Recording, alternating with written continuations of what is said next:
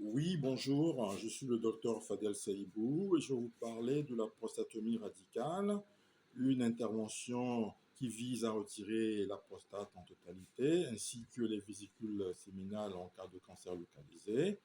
Pour la préparation préopératoire, on a besoin du bilan d'imagerie, IRM multiparamétrique, TEP, PMSMA, PMSMA, si risque élevé, préparation intestinale avec lavement évacuateur, antibioprophylaxie, antithrombotique. Pour l'accès chirurgical, c'est-à-dire les voies d'abord, nous avons pour la prostotomie radicale la paroscopie ou robot assisté. Donc, comme matériel, le robot DaVinci XI, le plus utilisé, avec 7 degrés de liberté de mouvement, optique 3D HD 30 degrés, trocar 5 à 6 dont 1 pour l'assistant, instrument robotisé, ciseaux monopolaires, Maryland bipolaire, pince appréhension. Pour la voie rotopluvienne ouverte, moins utilisée aujourd'hui, mais qui reste une option en cas de contre-indication à la robotique, nous aurons besoin d'écarteurs orthostatiques type OmniTract ou et électrocoteur. Voilà, comme étape opératoire de la prostatomie radicale robot assisté. Voilà, nous avons en étape une installation et insufflation, le positionnement Trendelenburg à 25-30 degrés, pneumopéritoine CO2 à 12-15 mm de mercure, étape de libération des ligaments vésiculaires prostatiques, avec comme instrument ciseaux monopolaires pour incision péritonéale, repérage de l'espace de Retsus, et ligature des veines dorsales profondes, section au ligachor ou hémoloque.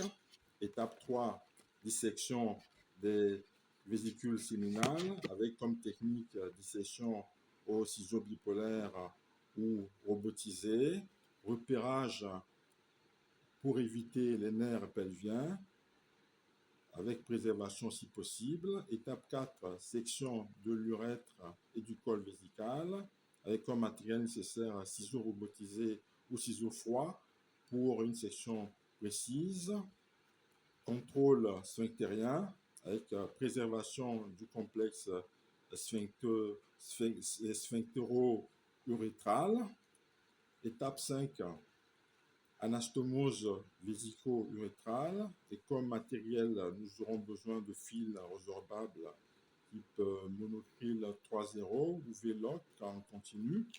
Comme technique d'anastomose, on utilisera la technique d'anastomose type Van Velthoven, 12 points en moyenne. Étape 6, la lymphadénectomie si nécessaire, et avec comme champ obturateur, l'iliaque externe et interne, comme matériel les ciseaux bipolaires ou système de thermofusion, tombe d'Herbit notamment. Ensuite, nous avons comme innovation récente l'imagerie péropératoire avec l'utilisation de la fluorescence vers d'endocyanine, Firefly, pour repérer les ganglions et les marges, la microscopie confocale en recherche, et pour la préservation nerveuse, la technique HULT, pour la préservation de faisceaux neurovasculaires avec dissection au robot. Voilà, nous avons l'utilisation de l'élastographie pour identifier les zones nerveuses.